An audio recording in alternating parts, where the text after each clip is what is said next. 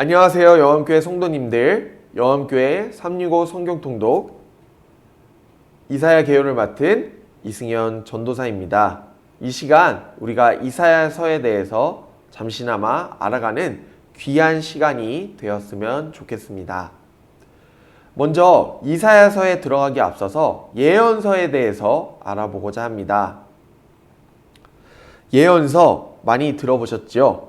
예언서는 예언자들이 기록한 책으로 알려져 있습니다. 성경에 등장하는 수많은 예언자들이 기록한 책으로 대체적으로 알려져 있습니다. 여기에 중요한 내용은 하나님의 말씀을 각 시대에 맞게 전한 예언자들의 이야기가 바로 예언서임을 알 수 있습니다. 두 번째로 이 유대인들이 자주 보는 성경이 있습니다. 히브리인의 성경, 유대인들의 성경이라고 하는데요. 이 타나크라고 합니다. 여기서 예언서를 이렇게 표현하고 있어요. 느비임, 네비임이라고 명하고 있습니다. 이 뜻이 참 재밌습니다. 뜻, 예언자들이라는 뜻을 가지고 있습니다. 여기서 예언서는 크게 두 가지로 나누어집니다. 큰 줄기로 두 줄기로 나누어지는데요.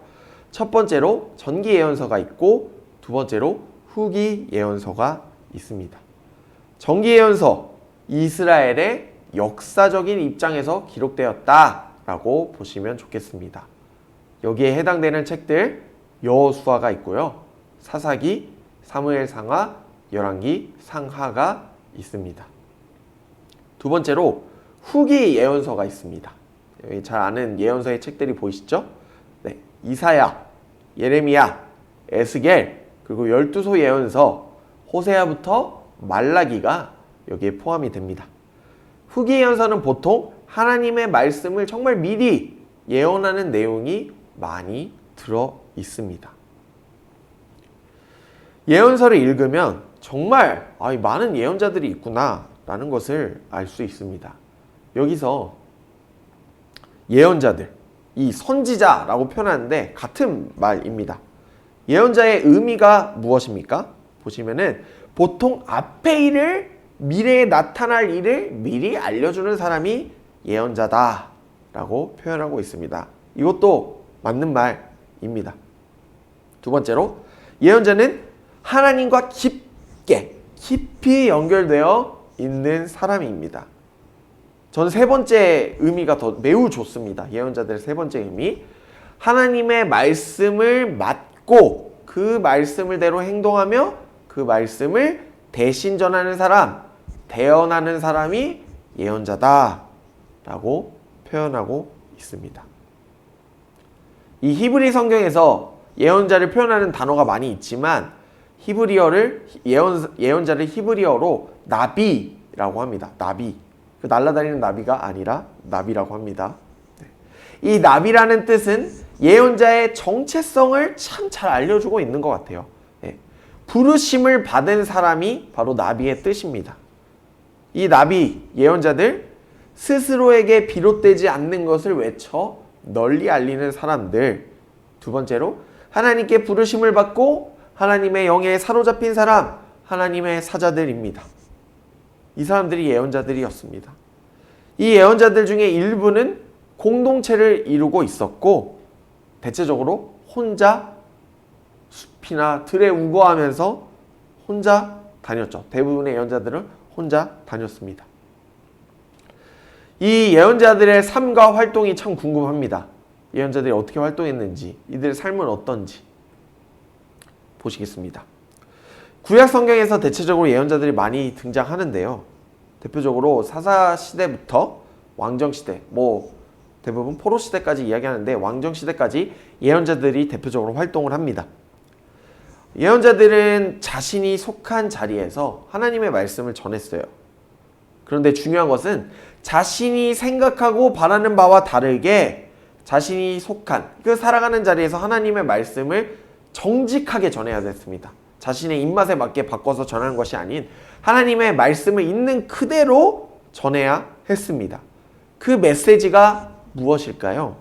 보시면 하나님의 심판의 메시지, 회복의 메시지를 전해야 했고 하나님의 정의로우심과 공의로우심을 전해야 했습니다. 선포해야 했습니다. 또 당시 이스라엘 백성들, 또 왕들이 얼마나 하나님의 말씀을 듣지 않고 죄악된 길로 가고 파멸의 길로 가고 우상 숭배를 하고 불순종을 했으니 이 길을 걸어가지 않도록 회개하라. 다시 하나님께로 돌아와라. 라는 말씀을 선포해야 했습니다. 그러다 보니 예언자들은 몰매를 맞기도 하고 때로는 죽임을 당하기도 하고 죽을 위기에 처하기도 했죠. 그래서 이 예언자들의 삶 참 외로웠습니다. 고독과 소명 사이에 선 사람들이었습니다. 바른 말을 해야 하니까 하나님의 메시지를 정직하게 전해야 하니 이 사람들 중에 환영하는 사람들이 거의 없었습니다. 그런데 반대로 한번 생각해 보시기 바랍니다. 그들은 외롭지 않았습니다. 왜냐하면 제가 아까도 말씀드렸다시피 하나님과 깊이 연결되어 있었기 때문에 하나님과 깊은 관계를 맺고 있었기에 그들은 외롭지 않았습니다. 그들은 뜨거웠어요. 오히려 하나님의 불꽃 같은 사명을 지키기 위해서 뜨겁고 정말 자신 있게 살아갔습니다. 그런데 우리가 성경을 읽다 보면 하나님의 말씀을 정직하게 전한 예언자들만 있는 게 아니다라는 것을 알 수 있습니다. 성경 읽어보시면 곳곳에서 이 거짓 예언자들의 이야기를 말하고 있어요. 하나님의 말씀을 왜곡하고 잘못된 길로 사람들을 인도하는 사람들이 있었죠. 예언서의 구분을 잠시 말씀드리겠습니다. 예언서, 우리가 보는 이 예언서가 이렇게 나누어져 있습니다. 성경을 보시면 예언서는 크게 3대 예언서, 12소 예언서로 나누어집니다. 이렇게 나누는 이유, 3대 예언서 책 보시면 이사야, 예레미야, 에스겔 다 양이 많죠. 소 예언서를 보세요. 호세아부터 말라기까지 양이 적은 책들입니다. 분량이 적어요. 이렇게 나누는 이유, 제가 말씀드렸다시피 분량이 많고 적음의 차이라고 보시면 좋겠습니다. 오늘 우리는 3대 예언서 중에 이사야에 대해서 알아보겠습니다. 이사야 알아보겠습니다. 이사야는 이 구약 성경에서 시편 다음으로 가장 많은 장을 차지하고 있어요. 시편이 150편이죠. 그 다음에 이사야가 총 66장으로 정말 많은 양, 엄청난 양의 분량을 차지하고 있습니다. 그 양이 큰 만큼 정말 중요한 내용이 많이 들어있고 신학적으로도 매우 중요한 책입니다. 이사야 이름의 뜻을 한번 보겠습니다. 뜻을 보시면 여호와는 구원이시다. 이름의 뜻이 여호와는 구원이시다 라는 뜻을 가지고 있는데요. 이것이 이사야의 전체 흐르는 큰 주제와 연관이 되기도 합니다. 이사야의 가족을 한번 알아보겠습니다. 1장 1절을 보시면 이사야는 아모스의 아들이었다라고 표현하고 있습니다. 대부분의 성경학자들은 제사장 출신의 집안이었을 것이다 라고도 추측하는 성경학자들도 있고, 그 이유가 바로 이사야가 6장에서 성전에서 소명을 받았기 때문에 아마 제사장 가문이었을 가능성이 높겠다라고 바라보는 시선도 있고, 대체적으로는 그의 가문은 정말 사회적, 정치적으로 상당한 지위를 가진 가문이었겠다라는 주장도 있습니다.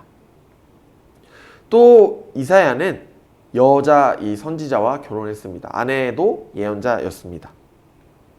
그리고 그의 자녀들이 있습니다. 첫째, 스알 야숲이라는 아들이 있었어요. 이 이름의 뜻은 남은 자가 돌아오리라. 그리고 둘째, 마헬살랄 하스바스. 이름이 참 어려운데요. 이름이 참 길고 어려운데 이 둘째 아들의 이름의 뜻은 노략이 속함이라는 뜻을 갖고 있습니다. 재밌는 것은 이 두 아들의 의미가, 이 아들의 의미, 아들들의 이름의 의미가 매우 중요한데, 이 하나님께서 당시 백성들을 향한 하나님의 어떤 징조, 이 사인, 예표였습니다.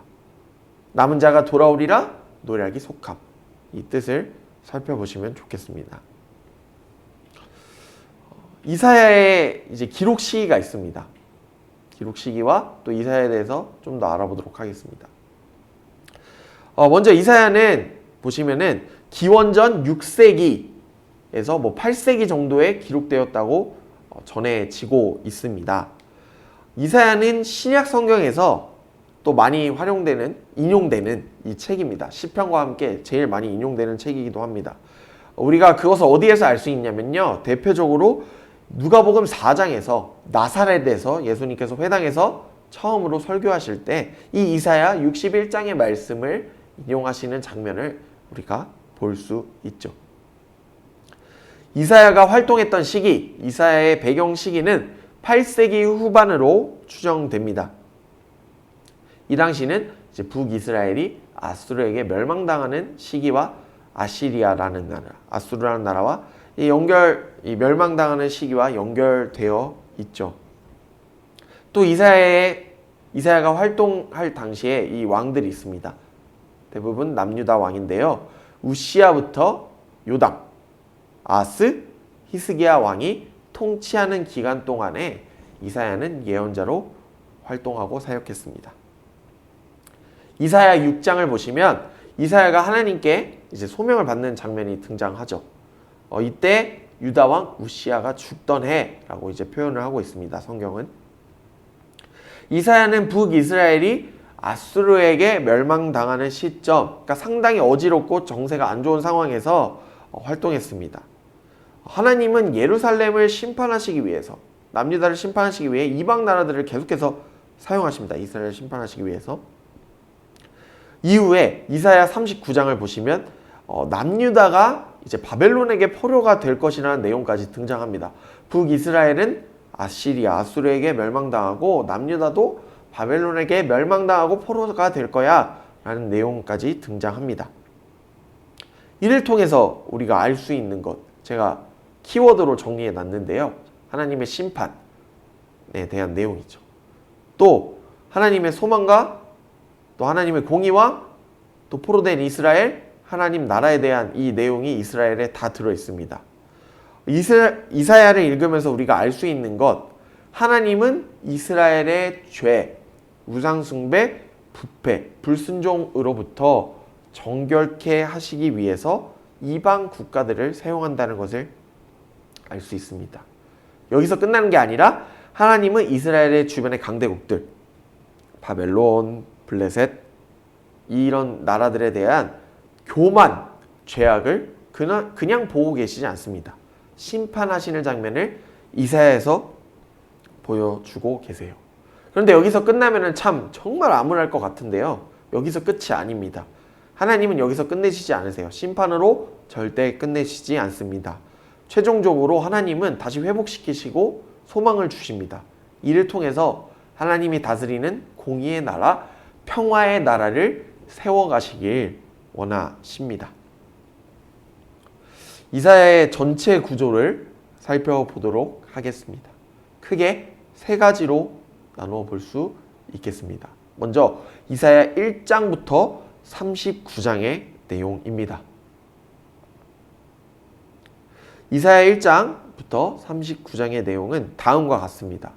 먼저 1장부터 12장까지는 예루살렘을 향한 하나님의 심판과 소망을 보여주십니다. 이사야는 이 하나님 앞에서 죄악된 유다의 모습과 불순종의 모습을 고발하고 있습니다.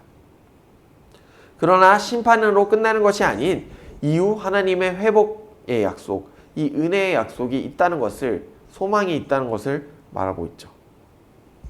제가 아까 말씀드렸다시피 이사야 6장 매우 중요합니다. 하나님은 이사야에게 환상을 보여주시면서 성전에서 이사야를 부르시고 이사야를 정결케 하십니다. 이 이사야가 하나님께 소명을 받게 되고 유다에게 다가올 심판에 대해서 계속해서 선포해라 라고 하나님께서 말씀하십니다. 이사야 7장을 보시면 이사야는 아하스 왕, 남유다 아하스 왕의 몰락을 이야기합니다. 그리고 여기서 끝이 아니라 하나님께서 보내실 새 왕 임마누엘의 이 약속을 선포하죠. 이 임마누엘, 하나님이 우리와 함께 하신다. 이 왕은 9장에 보시면 흑암을 밝히실 평강의 왕이십니다. 더 나아가 볼까요? 11장을 읽어보시면 그 왕은 성령의 능력으로 힘입어서 새로운 예루살렘을 다스릴 것입니다. 그 나라는 하나님의 나라. 전쟁이 없고 정말 평화로운 평화의 나라입니다. 이사야 13장에서 27장까지의 내용은 열방 국가들을 향한, 이방 국가들을 향한 하나님의 심판과 소망의 메시지가 등장합니다. 13장부터 23장까지는 이스라엘의 주변 국가들이 많이 있었습니다. 이 이방 나라들에 대한 멸망과 심판의 내용이 등장합니다. 바벨론, 블레셋, 모압, 에돔에 대한 심판과 이 멸망의 내용이 등장하고 있습니다. 24장부터 27장까지의 내용은 온 세계에 닥칠 하나님의 어떤 심판을 비유적으로 표현하고 있다는 것을 알 수 있습니다. 그런데 계속해서 기억해야 할 것, 이사야에게 하나님의 심판은 이스라엘뿐만 아니라 주변 민족 나라의 최후를 의미하지 않습니다. 결국에는 심판 이후에 하나님의 구원과 소망, 회복을 말하고 있다는 것을 계속해서 기억하시면 좋겠습니다. 28장부터 39장까지 다시 예루살렘의 부흥과 멸망에 대한 어떤 역사의 이야기로 돌아오고 있습니다. 28장부터 35장까지는 이사야가 아수르의 공격을 방어하기 위해서 하나님을 의지하지 않고 이집트를 의지한 것을 이제 지적을 하고 있어요. 왜 이방 국가를 의지하냐? 우리의 주인은 하나님이신데 왜 이방 국가인 이집트를 의지하고 있냐라는 것을 지적하고 있습니다. 그러면서 이사야는 이렇게 말해요. 오직 하나님만을 의지해라. 그리고 하나님께 돌아와라. 회개해야 한다. 라고 말하고 있습니다. 그리고 36장부터 39장까지의 말씀은 이 남유다, 유다의 3대 선왕이라 불리는 히스기야 왕의 이야기가 주를 이루고 있습니다. 히스기야는 아수르의 침략에 앞서서 다른 것을 구하지 않았어요. 하나님 앞에 무릎 꿇고 기도하면서 겸손하게 나아갔습니다. 하나님은 이런 히스기야의 기도를 들으시고 유다를 구원해 주십니다. 그런데 히스기야가 이랬으면 참 좋았을 텐데 39장에 보시면 히스기야는 바벨론이라는 강대 국가의 사절단이 방문하자마자 그들의 환심을 사려고 창고를 보여주고 나라의 곳곳을 보여줍니다. 이를 통해서 정치적으로 이 강대 국가 동맹을 맺어야지 라는 이 의미를 갖고 있었죠. 이 숨긴 뜻을 갖고 있었습니다. 이를 통해 이사야는 이것을 보고 바벨론의 침략과 포로를 남유다가 포로가 될 것을 이 예언하는 장면으로 39장이 마무리가 되죠. 그리고 정말 100년 후에 바벨론 포로 사건이 일어나게 됩니다. 바벨론에게 멸망을 당해서 남유다는 포로로 끌려가게 됩니다. 두 번째로 이사야 40장부터 55장의 말씀인데요.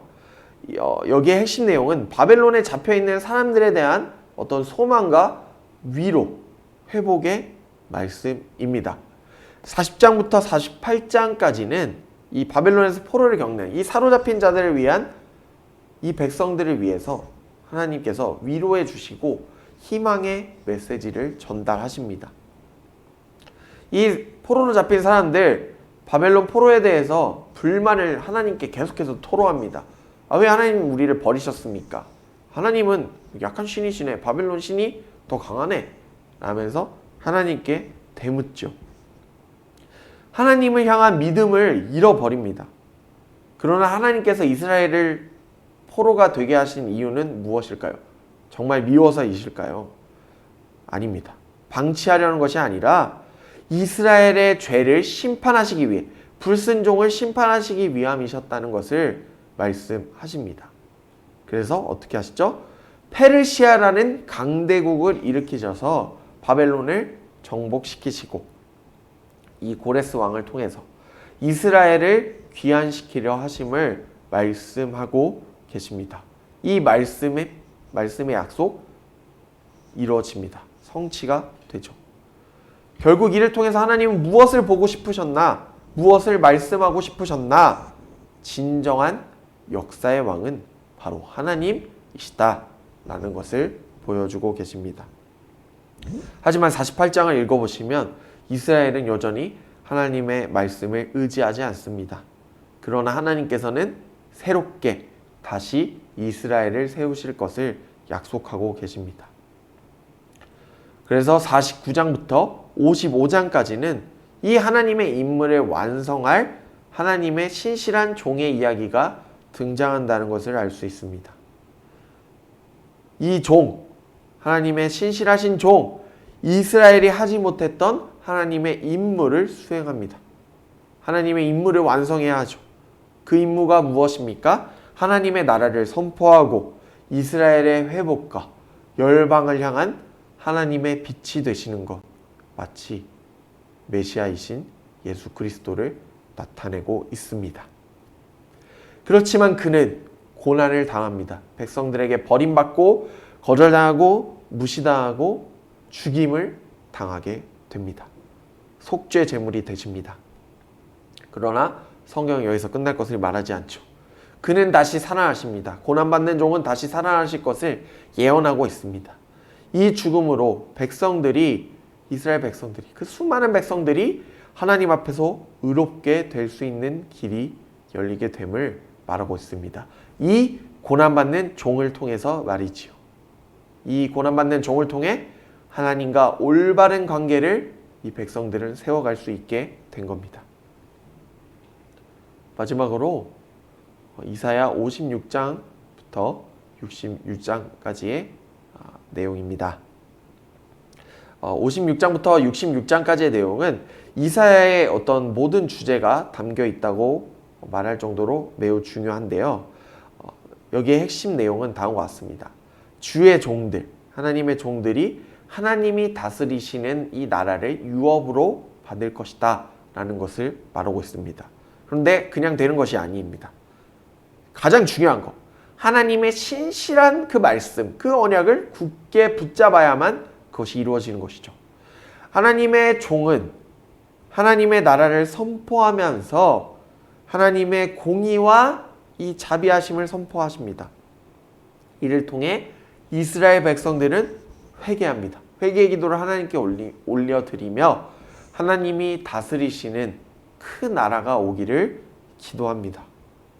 하나님의 나라가 하늘에서와 같이 땅에서도 이루어지기를, 임하기를 정말 간절히 구하게 되는 모습을 보실 수 있습니다.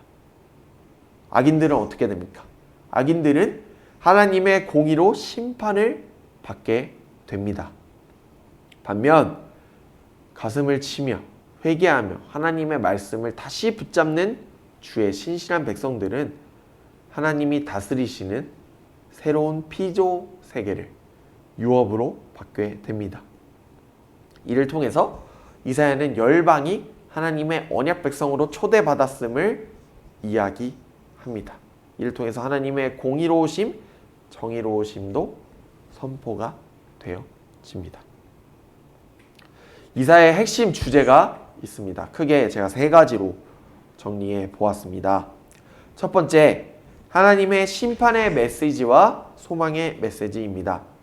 하나님은 불순종과 하나님의 말씀을 어기고 반역한 이스라엘을 이방 나라를 통해 심판하시지만 여기서 끝나는 것이 아니라 결국 이스라엘이 하나님께로 회개하며 돌아올 것을 기대하고 계시죠. 이를 통해 이스라엘을 심판으로 끝내시는 것이 아닌 회복시키시고 또 소망과 희망의 말씀을 주십니다. 하나님의 이 말씀의 약속 반드시 성취가 되고 이루어집니다. 하나님의 언약은 반드시 성취가 된다라는 것을 기억해 주시면 좋겠습니다. 두 번째로 하나님이 다스리시는 나라, 하나님 나라라고 표현합니다. 이사야가 강조하고 있습니다. 계속해서 하나님이 다스리시는 나라. 이 나라는 어떤 나라인가? 이사야 11장에 대표적으로 나오죠. 사자와 어린 양이 뛰어노는 정말 이 상상도 못하는 이 나라, 평화의 나라, 하나님의 정의로우심과 공의로우심이 이루어지는 나라, 하나님의 구원의 아름다움이 임한 나라, 그 나라가 바로 하나님이 다스리신 나라, 하나님 나라임을 이사야는 계속해서 이사야서에서 말씀하고 있습니다. 마지막으로 고난받는 종이 되신 왕, 그리고 하나님의 언약 백성, 이것이 이사야의 핵심 주제입니다. 하나님은 고난받으신 종이 되신 왕의 이야기를 통해서 이스라엘 백성을 열방의 언약 백성으로 세우시죠. 또 하나님의 공의가 실현되어서 새로운 피조 세계가 이 땅 가운데 도래하게 될 것을 기대하게 하십니다. 이를 통해서 주의 나라가 하늘에서와 같이 땅에서도 이루어지게 될 것이다 라는 것을 말하고 있습니다. 두 번째처럼 하나님 나라가 정말 이 땅 가운데 임하게 될 거다 라는 것을 말씀하고 계세요. 이것이 바로 이사야의 핵심 심판과 소망의 메시지입니다. 네, 강의를 마치고자 합니다. 이사야 40장 8절의 말씀을 읽으면서 이사야의 개요를 마치겠습니다. 정말 긴 시간 동안 고생 많으셨습니다. 제가 이사야 40장 8절의 말씀을 읽겠습니다. 풀은 마르고 꽃은 시드나 우리 하나님의 말씀은 영원히 서리라 하라. 아멘. 세상이 어렵고 코로나가 계속해서 우리를 위협한다 할지라도 우리와 함께 하시는 하나님을 붙잡고 변하지 않는 하나님의 말씀 위에 단단히 세워져 가시는 사랑하는 영암교회 모든 성도님들이 되시길 바라겠습니다. 긴 시간 동안 강의를 들어주시나 고생하셨습니다. 감사합니다.